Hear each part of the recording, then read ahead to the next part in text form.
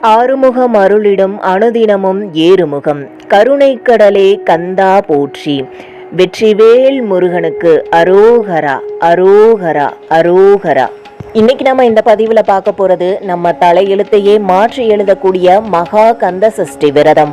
48 நாட்கள் விரத முறைக்கு இணையான 21 நாட்கள் விரத முறை நாம என்னைக்கு தொடங்கணும், என்னைக்கு நிறைவு செய்யணும், மாலை அணிந்து விரதம் இருப்பவர்கள் எப்படி விரதம் இருக்கணும், மாலை அணியாமல் விரதம் இருப்பவர்கள் எப்படி விரதம் இருக்கணும், பெண்கள் மாதவிடாய் காலத்துல எப்படி விரதத்தை கடைபிடிக்கணும் அப்படிங்கிற எல்லாத்தையும் இந்த ஒரே பதிவுல தெளிவா சொல்றேன். வீடியோவை முழுமையா பாருங்க. நாம இந்த விரத காலத்துல சொல்லக்கூடிய 12 முக்கியமான திருப்புகளையும் இதுல சேர்த்திருக்கேன். அதுக்கு முன்னாடி உங்களுக்கு முருகன் பிடிக்கும்னா இந்த பதிவுக்கு ஒரு லைக் போட்டுட்டு கமெண்ட் பாக்ஸ்ல ஓம் முருகா அப்படின்னு கமெண்ட் பண்ணிட்டு நம்ம சேனலை சப்ஸ்கிரைப் பண்ணிக்கோங்க. வாங்க வீடியோக்குள்ள போகலாம். பொதுவாக சபரிமலை ஐயப்பனுக்கு தான் 48 நாட்கள் மாலை அணிந்து மண்டல விரதம் இருப்பாங்க. ஆனா ஐயப்பனுக்கு மட்டுமின்றி முருகப்பெருமானுக்கும் 48 நாட்கள் விரதம் இருக்கக்கூடிய வழக்கம் இருக்கு. தீவிர முருக பக்தர்களும் முருகனிடம் தாங்கள் முன்வைத்த வேண்டுதல் நிச்சயம் நடந்தே தீரணும் அப்படிங்கிறதுக்காக இந்த விரதத்தை கடைபிடிப்பாங்க. எல்லாருக்குமே முருகன் மேல அன்பும் பக்தியும் நிறையவே இருக்கு. ஆனா எங்களால 48 நாட்கள் விரதம் கடைபிடிக்க முடியாது அப்படின்னு சொல்றவங்களுக்கு தான் இந்த வரப்பிரசாதமாக 21 நாட்கள் விரத முறை. நாம எத்தனை நாள் விரதம் இருக்கோங்கிறது முக்கியம் இல்ல. நமது எண்ணங்களையும் உடலையும் கட்டுப்படுத்தி நமது மனதை தூய்மையாக்கி முழு மனதோடு எந்நேரமும் அந்த முருகனின் சிந்தனையிலேயே இருப்பவர்களுக்கு முருகன் நிச்சயமாக அவர்களின் வேண்டுதலை நிறைவேற்றி தருவார். முருகப்பெருமானை வழிபாடு செய்வதற்கும் கேட்ட வரங்களை பெறுவதற்கும் உரிய மிகச்சிறந்த நாள் அப்படின்றது இந்த சஷ்டி திதி.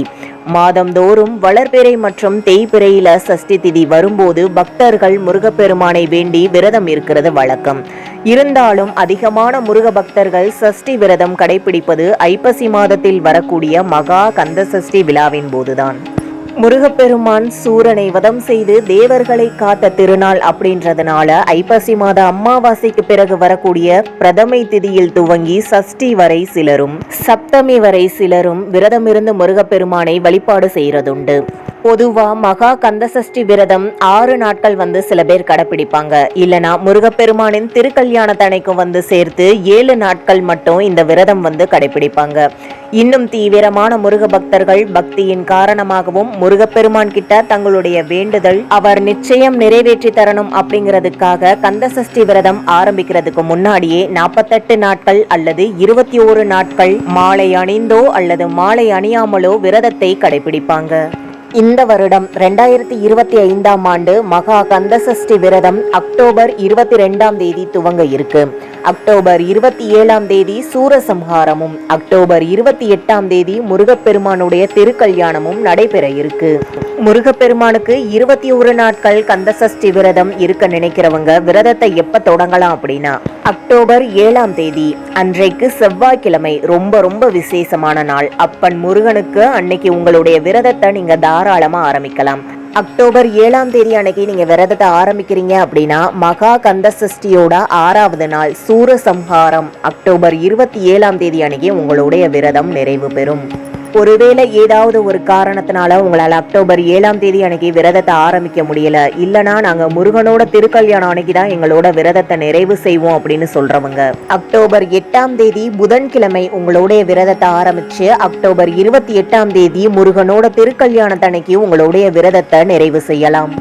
முருகனோட சூரசம்ஹாரம் அன்னைக்கு விரதத்தை நிறைவு செய்யறதை விட முருகனோட திருக்கல்யாணத்தையும் பார்த்துட்டு நம்மளோட விரதத்தை நிறைவு செய்யறது தான் ரொம்ப சிறப்பானது. அதுவும் முருகனோட திருக்கல்யாணத்தன்னைக்கு ஏதாவது ஒரு கோயில்ல திருக்கல்யாணமோ இல்லனா ஒரு டிவியில கூட கோவில்ல திருக்கல்யாணத்தை பார்த்துட்டு வீட்டுல கல்யாண சாப்பாடு செஞ்சு உங்க கையால 2 பேருக்காச்சும் கொடுத்து பாருங்க. அதுக்கப்புறமா உங்களோட விரதத்தை நிறைவு செஞ்சு பாருங்க. உங்களுக்கு கிடைக்கிற பலனுடைய அளவே சொல்லவே முடியாதுங்க. சரி, இப்ப முருகனுக்கு 21 நாட்கள் மாலை அணிந்து விரதம் இருப்பவர்களுக்கான விரத முறையை பார்க்கலாமா? முருகனுக்கு மாலை அணிந்து விரதம் இருப்பவர்கள் மிக கடுமையாக விரதத்தை கடைபிடிக்கணும். 108 மணிகள் கொண்ட 2 ருத்ராட்ச மாலைகள் அணிந்து கொள்ளுங்கள். மாலை அணிவதற்கு முதல் நாளே நீங்க விரதமா இருக்கணும். நீங்க என்னைக்கு மாலை அணிந்து கொள்றீங்களோ அன்னைக்கு காலையில முருகன் கோவிலுக்கு போய் கோவில் அர்ச்சகர்கள் மூலமா தான் நீங்க மாலை போடணும். நீங்களா உங்களுக்கு மாலை அணிந்து கொள்ள கூடாது. மாலை போட்டிருக்கவங்க காலையில 7 மணிக்கு முன்னாடியே முருகனுக்கு பூஜை செஞ்சிடணும். காலை மாலை 2 வேளையும் தலைக்கு குளிச்சுட்டு தான் பூஜை செய்யணும். அதே போல காலை மாலை 2 வேளையும் நெத்தியில சந்தன குங்குமம் வச்சுக்கோங்க. முருகனுக்கு மாலை அணிந்த பக்தர்கள் பச்சை நிறம் அல்லது நீல நிற ஆடையை அணிந்து கொள்ளுங்கள். ஆண்கள் மேல் துண்டு கட்டாயம் அணிந்து கொள்ளுங்கள். விரத காலத்துல நகம் வெட்டுறதோ முடி வெட்டுறதோ முகசவரம் செய்யவோ கூடாது. உங்களுக்குன்னு தனியா டம்ளர் தட்டுலாம் பயன்படுத்திக்கோங்க. பாய் தலகாணிலாம் பயன்படுத்தக்கூடாது. தரையில ஒரு புது துணி விரிச்சு படுத்துக்கலாம். மாலை அணிந்தவர்கள் இல்லற வாழ்வில் இருக்கக்கூடாது. பகல் நேரத்தில் தூங்கக்கூடாது. செருப்பு அணியக்கூடாது. தீட்டு வீட்டிற்கு செல்லக்கூடாது. நம் வீட்டில் தவிர மற்றவர்கள் வீட்டில் தண்ணீர் அருந்தவோ சாப்பாடு உண்ணவோ கூடாது. கசப்பு உணவுகள் கீரைகளை சாப்பிடக்கூடாது. மது புகை மாமிசம் கண்டிப்பா எடுக்கவே கூடாது. 3 வேளையும் விரதம் இருக்க முடியாதவங்க ஒரு வேளையாவது விரதம் இருக்க வேண்டும். எளிமையாக பால் பழம் ஒரு வேளை சாப்பிடலாம். அப்படி இல்லைன்னா 3 வேளையும் அரை வயிறு உணவு எடுத்துக்கொள்ளலாம். இப்போ பெண்களுக்கு மாதவிடாய் ஆயிட்டாங்கன்னா அவங்களுடைய கணவர் மாலை அணிஞ்சிருந்தாங்கன்னா அவங்களுக்காக நீங்க சமைக்க கூடாது. அந்த நேரத்துல உங்களுடைய அம்மாவோ இல்லைன்னா உங்க மனைவியோட அம்மாவோ வந்து உங்களுக்கு சமைச்சு தரலாம். தண்ணீர் குடிக்காம விரதம் இருக்கவே கூடாதுங்க. அதனால இந்த நேரத்துல நல்லா நிறைய தண்ணி குடிங்க. மாலை போட்டிருக்கவங்க கோபம் கொள்ளவோ வீண் வார்த்தைகள் பேசுறதோ கெட்ட வார்த்தைகள் பேசுறதோ கூடாது. எந்நேரமும் முருகனின் சிந்தனையிலேயே அவனுடைய நாமங்களை உச்சரிச்சுட்டே இருங்க. ஓம் சரவணபவ இந்த மந்திரத்தை சொல்லி கொண்டே இருக்கலாம். பெண்கள் வந்து உங்களுக்கு 21 நாட்களும் உங்களுக்கு மாதவிடா இல்லை அப்படின்னா மட்டும் மாலை அணிந்து கொள்ளுங்கள். அதே மாதிரி விரதம் முடிஞ்ச மறுநாளே அசைவம் எடுக்கக்கூடாது. இதெல்லாம் முருகனுக்கு மாலை அணிந்து விரதம் இருப்பவர்களுக்கான கட்டுப்பாடுகள். சரி, மாலை அணியாமல் முருகனுக்கு விரதம் இருப்பவர்களுக்கான விரத முறையை பார்க்கலாமா? பொதுவான விஷயம், 21 நாட்களும் நம்ம அசைவ உணவுகளை எடுக்கவே கூடாது. இந்த 21 நாட்களும் நம்ம வீட்டை நல்லா சுத்தபத்தமா வச்சுக்கோங்க. நீங்களும் சுத்தமா இருக்கணும். தினமும் உங்களால தலைக்கு குளிக்க முடியல அப்படின்னா உடம்புக்கு மட்டுமாச்சு குளிச்சிருங்க. மாலை போட்டவங்களுக்கு சொன்னதுதான் உங்களுக்கும். இந்த 21 நாளும் நீங்க அசைவம் சாப்பிடக்கூடாது. அனாவசியமான வார்த்தைகள் பேசக்கூடாது. மனசுல வஞ்சகம் இருக்கக்கூடாது. அடுத்தவங்க மேல இந்த பொறாமை அப்படின்ற குணம் இருக்கவே கூடாது. பேச்சுல நல்லா சாந்தம் இருக்கணும்.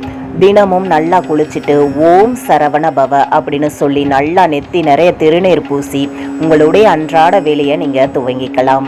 உங்களுடைய விரதமும் இந்த முறையிலேயே துவங்கிருங்க. இந்த 21 நாட்களும் உங்களுக்கு முருகன் கோவிலுக்கு போக முடியாவிட்டாலும் உங்களுக்கு நேரம் கிடைக்கும் போது முருகன் கோவிலுக்கு போய் முருகனை வழிபாடு செய்யுங்க.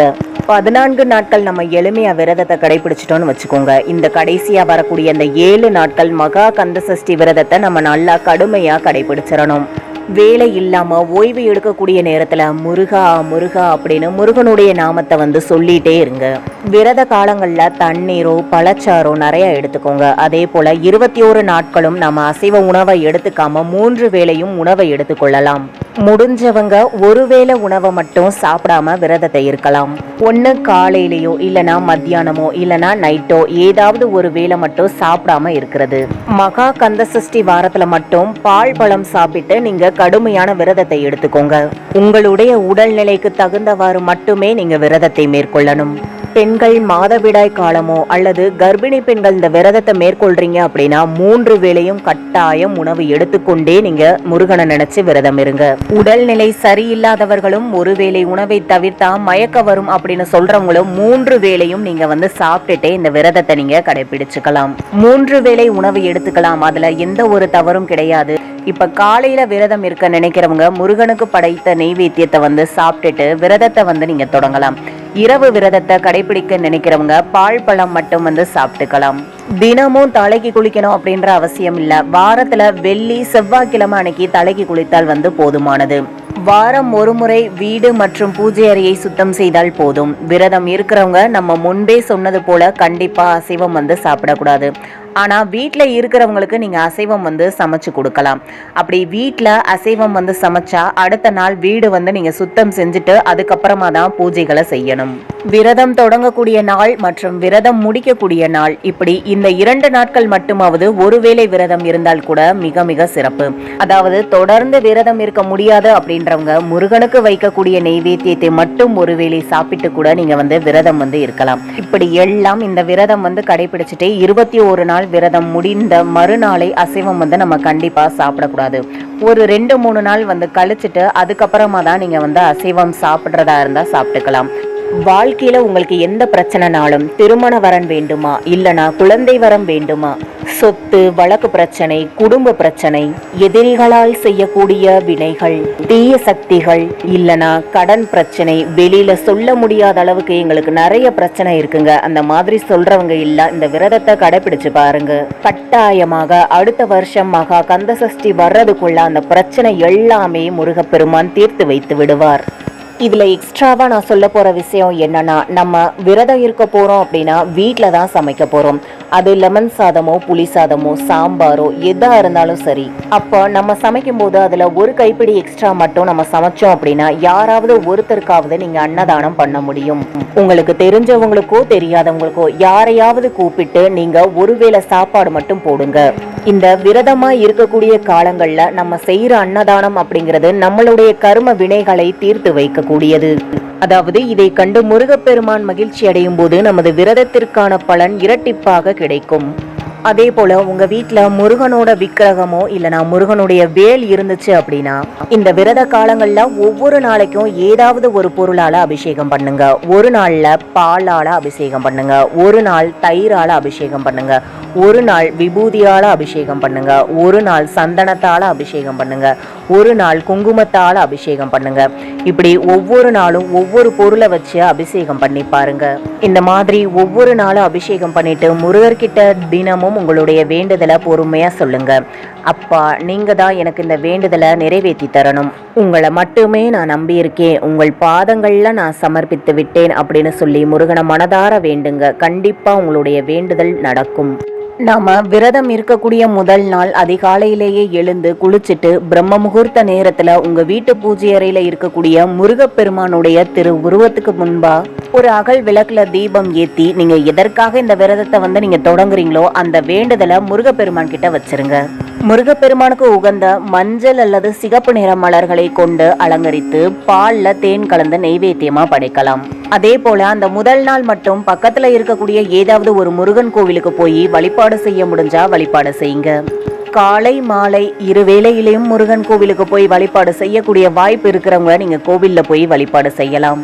கோவிலுக்கு போக முடியல அப்படின்னாலும் தவறு கிடையாது. உங்க மனமே தான் கோவில், உங்கள் மனத்திலே தான் அந்த முருகப்பெருமான் கண்டிப்பா குடிக்கொள்வாரு. உங்களுடைய சூழ்நிலையை பொறுத்து உங்க வழிபாட்டை நீங்க வச்சுக்கலாம். எந்த ஒரு தவறும் கிடையாது. மனதில் நல்ல எண்ணங்களோடும் முருகப்பெருமானின் மீது தூய அன்போடும் இந்த விரதத்தை நீங்க கடைபிடித்தாலே போதும். இந்த 21 நாட்களும் பாத்தீங்கன்னா காலை மாலை அப்படின்னு 2 வேளையும் முருகனுக்கு உகந்த பதிகங்களை நம்ம பாராயணம் செய்யலாம்.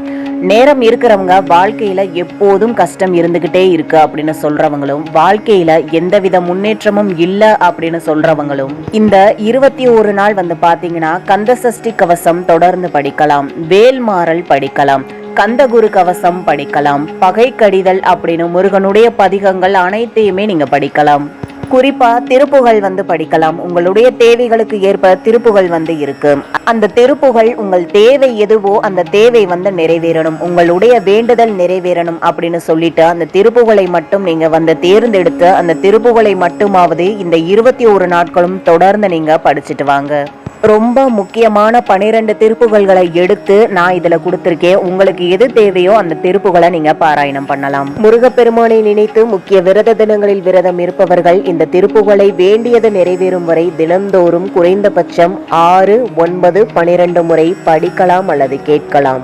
108 முறை படிக்க அல்லது கேட்க மிகுந்த பலனை தரவல்லது. குழந்தை வரம் கிடைக்க செகமாயுற்றி என தொடங்கும் திருப்புகள், திருமண வரன் கிடைக்க நீலம் கொள் மேகத்தின் என தொடங்கும் திருப்புகள், அடுத்ததாக கல்வியில் தேர்ச்சி பெற இந்த திருப்புகள், சொந்த வீடு அமைய இந்த திருப்புகள் பாடலை பாராயணம் செய்யுங்கள், தீராத நோய் தீர இந்த திருப்புகள் பாடல், நினைத்தது எல்லாம் நடக்க இந்த திருப்புகள் பாடல், வருமானம் பெருக இந்த திருப்புகள் பாடல், அரசு வேலை கிடைக்க இந்த திருப்புகள், வழக்கு பிரச்சனை தீர இந்த திருப்புகள், கருத்து வேறுபாடு நீங்க இந்த திருப்புகள், உங்களுடைய எதிரிகள் தொல்லை நீங்க இந்த திருப்புகள், சகலமும் சரியாக இந்த திருப்புகள் பாடலை தினம்தோறும் பாராயணம் செய்யுங்கள். இந்த மகா கந்தசஷ்டி விரதம் நிறைவு பண்றதுக்குள்ளேயே உங்களுடைய வேண்டுதலை நிச்சயமா அந்த முருகப்பெருமான் நிறைவேற்றி வச்சிருப்பார். நோய் நொடியோடு இருக்கிறவங்க, நோய் குணமாகணும்னு அப்படின்னு நினைக்கிறவங்க சண்முக கவசத்தை படிங்க. குழந்தை வரம் வேண்டி இருக்கிறவங்க குழந்தை வரத்துக்கான திருப்புகள் இருக்கு, அந்த திருப்புகளை நீங்க பாராயணம் செய்யலாம். அந்த திருப்புகளை நீங்க படிச்சீங்கன்னா நிச்சயமாக அடுத்த வருடம் மகா கந்தசஷ்டி விழா வர்றதுக்குள்ள உங்களுக்கு குழந்தை பாக்கியம் கிடைச்சிருக்கும். முருகனுக்கு கந்தசஷ்டி விரதம் இருக்கிறவங்களுக்கு அந்த முருகப்பெருமானே குழந்தையா பிறப்பாங்கிறது ஐதீகம். முடிஞ்சவங்க ஒரு நோட்ல ஓம் சரவணபவ அப்படிங்கிற மந்திரத்தை 108 முறை எழுதலாம். அடுத்ததா இந்த நாள்ல நாம சர்க்கோண தீபம் ஏற்றி வழிபாடு செய்வது ரொம்ப சிறப்பானது. உங்க வீட்டு பூஜை அறையில இருக்கக்கூடிய முருகப்பெருமானின் திருவுருவ படத்திற்கு முன்பா காலை மாலை அப்படின்னு 2 வேளையும் சர்க்கோண கோலமிட்டு அதில் தீபம் ஏற்றி 108 முறை ஓம் சரவணபவ அப்படின்னு மந்திரத்தை சொல்லி வழிபட்டு பாருங்க. நிச்சயமா இந்த 21 நாட்கள்ல முருகப்பெருமான் ஏதாவது ஒரு ரூபத்துல உங்களுக்கு நிச்சயம் காட்சி கொடுப்பார். இப்போ பெண்களுக்கு ஒரு சந்தேகம் வரும், மாதவிடாய் நாட்கள்ல என்ன செய்யறது, மாதவிடாய் நாட்கள்ல முருகனுக்கு விரதம் கடைபிடிக்கலாமா இல்லையா அப்படின்ற ஒரு டவுட் இருக்கும். நீங்க மாதவிடாய் வரக்கூடிய அந்த காலத்துல நீங்க முருகப்பெருமானை நினைத்து விரதம் இருக்கலாம், தவறு கிடையாது. ஆனா அசைவம் சாப்பிடக்கூடாது. எப்போதும் போல நீங்க விரதம் இருக்கலாம். பூஜை அறைக்கு நீங்க போக வேண்டாம். உங்க வீட்டுல இருக்கக்கூடிய மத்தவங்களை நீங்க பூஜை செய்ய சொல்லி நீங்க வணங்கலாம். அந்த முருகப்பெருமானுடைய நாமத்தை நீங்க உச்சரிச்சுக்கிட்டே மனதுக்குள்ள நீங்க விரதத்தை தொடர்வதுல எந்த ஒரு தடையோ தப்போ கிடையாது. முடிஞ்சவங்க இந்த 21 நாள் விரதத்தை கடைபிடிக்கலாம், இல்லனா 11 நாள் விரதத்தை நீங்க கடைபிடிக்கலாம். அதுவும் முடியாதவங்க கந்தசஷ்டி விரதம் ஆரம்பிக்கக்கூடிய அக்டோபர் 22ஆம் தேதி நீங்க தொடங்கி அக்டோபர் 28ஆம் தேதி வரைக்கும் விரதம் நீங்க கடைபிடிக்கலாம். அதுவும் முடியாது, எங்களுடைய உடல்நிலை சரியில்லை அப்படின்னு சொல்றவங்க, உடல் எங்களுக்கு ஒத்துழைப்பு கொடுக்காது அப்படின்னு சொல்றவங்க, சூரசம்ஹாரத்தன்னைக்கு மட்டுமாவது நீங்க அக்டோபர் 27ஆம் தேதி அந்த ஒரே ஒரு நாள் மட்டும் கந்தசஷ்டி விரதம் நீங்க கடைபிடிக்கலாம். நான் முதவே சொன்னது போல விரதம் நாம எத்தனை நாட்கள் இருக்கிறோம் அப்படிங்கிறது முக்கியமே கிடையாது. உண்மையான பக்தியோடும் முருகப்பெருமான் மீது முழு நம்பிக்கையோடும் தூய மனதோடும் நாம விரதம் கடைபிடிக்கணும், அதுதான் முக்கியம். அதனால பெண்கள் உங்களின் உடல்நிலைக்கு தகுந்தவாறு நீங்க இந்த கந்தசஷ்டி விரதத்தை கடைபிடிச்சுக்கோங்க. அவ்வளவுதாங்க. 21 நாளுக்கான விரத முறையும் வழிபாட்டு முறையும் ரொம்ப ரொம்ப எளிமையாக தான் சொல்லியிருக்கேன். இதை கண்டிப்பாக கடைபிடிச்சு பாருங்க. ரொம்ப எளிமையான முறையில் நம்ம வீட்டில் இருந்தபடியே முருகப்பெருமானுடைய இந்த 21 நாள் விரதத்தை நாம கடைபிடிச்சிடலாம். அக்டோபர் 27ஆம் தேதி சூரசம்ஹாரம் முடிந்த பிறகு விரதம் எடுத்தவர்கள் கட்டாயமாக தலைக்கு குளிக்கணும். அக்டோபர் 28ஆம் தேதி முருகப்பெருமானுடைய திருக்கல்யாணத்தன்னைக்கு நாம முருகப்பெருமான தரிசனம் பண்ணிட்டு இந்த விரதத்தை நம்ம நிறைவு பண்ணிக்கலாம். வாழ்க்கையில் இருக்கக்கூடிய மீத நாட்களை நீங்க கவலைப்படவே வேண்டாம். இந்த விரதத்தை நீங்க முறையா கடைபிடிச்சாலே போதும். முருகப்பெருமான் உங்க வாழ்க்கையோட மீதமுள்ள நாட்களோடு உங்களோட வாழ்க்கையிலே பயணிப்பார். உங்களுக்கு வரக்கூடிய கஷ்ட நஷ்டங்களை முருகப்பெருமானே ஏத்துப்பாரு. இந்த மகா கந்தசஷ்டி விரதத்தில் அனைவரும் முருகனை வணங்கி அவனின் அருளால் வாழ்க்கையில் பெற வேண்டிய அத்துணை வளங்களையும் நலங்களையும் பெறணும் அப்படின்னு சொல்லி முருகப்பெருமானின் பாதங்களை வணங்கி இந்த பதிவை இதோடு நிறைவு செய்கிறேன். இந்த பதிவு உங்களுக்கு பயனுள்ளதா இருந்தா இந்த பதிவுக்கு ஒரு லைக் பண்ணுங்க. நம்ம சேனலை மறக்காம சப்ஸ்கிரைப் பண்ணிக்கோங்க. இந்த பதிவை பற்றின கருத்துக்களையும் உங்களுடைய சந்தேகங்களையும் கமெண்ட் பாக்ஸ்ல கேளுங்க. அடுத்து வேறொரு பயனுள்ள தகவலுடன் உங்களை சந்திக்கிறேன். நன்றி, வணக்கம்.